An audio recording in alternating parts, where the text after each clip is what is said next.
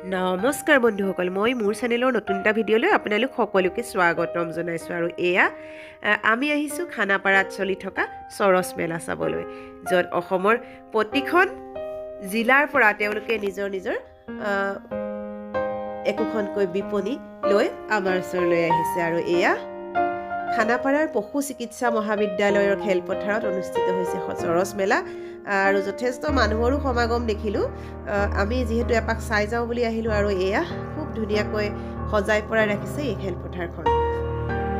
যথেষ্ট মানুহৰো সমাগম হৈছে। আৰু এয়া হল 1 হল 2 হিচাপে বাকী সকলো পোহৰ শেষ হৈছে।